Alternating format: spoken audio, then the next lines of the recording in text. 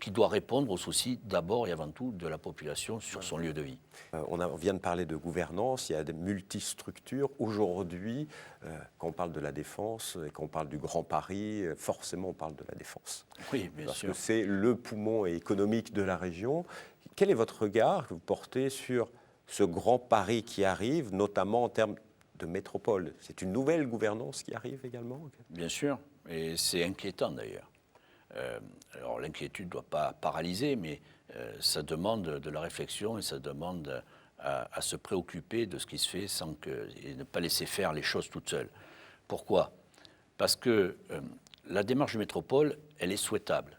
Faire de Paris, qui est la capitale, une véritable ville-monde suppose une démarche métropolitaine avec son environnement de manière à constituer quelque chose qui est capable de rivaliser avec les plus grandes capitales mondiales. Donc cette volonté, nous la partageons. Là où le bât blesse, c'est que l'action du gouvernement aujourd'hui, c'est de nous amener vers cette métropole par le biais de la loi, dans la contrainte, sans concertation. On peut toujours dire qu'on dialogue à l'Assemblée ou au Sénat quand le projet de loi est présenté, mais ce n'est pas un vrai dialogue.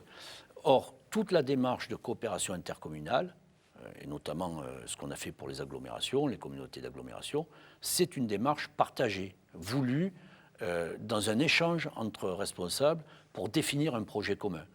Là, avec la métropole telle qu'elle est constituée aujourd'hui, il n'y a pas de projet commun, il y a juste la volonté de l'État d'imposer à marche forcée une nouvelle structure qui vient alourdir le millefeuille. Mais en même temps, tout ce qui s'est passé autour du Grand Paris, il y a quand même eu de nouvelles réflexions, des élus qui se sont rencontrés. Il y a des structures comme Paris Métropole qui ont été le réceptacle d'échanges. C'est une nouvelle façon de fonctionner. Mais Paris Métropole s'est constitué à l'initiative des élus, d'une certaine manière, contre la démarche de l'État. C'est-à-dire qu'on n'a pas accepté d'y aller sans avoir un certain nombre de garanties sur notre liberté de manœuvre et sur la possibilité d'influer sur les projets. Donc, vous voyez, là, il y a une vraie volonté d'avancer, mais simplement on y met des conditions parce qu'on ne veut pas être dépouillé des responsabilités qui sont la société de proximité.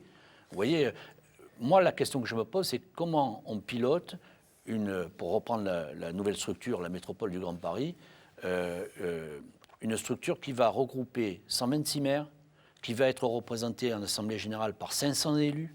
C'est le projet d'aujourd'hui. Comment est-ce que de ces 500 élus sort une ligne cohérente? Comment est-ce qu'on s'entend? Comment est-ce qu'on va travailler pour la proximité? Vous voyez, je pense que là, il y a un défi qui est à relever et qui aujourd'hui n'a pas de réponse, en tout cas pas de la part de l'État.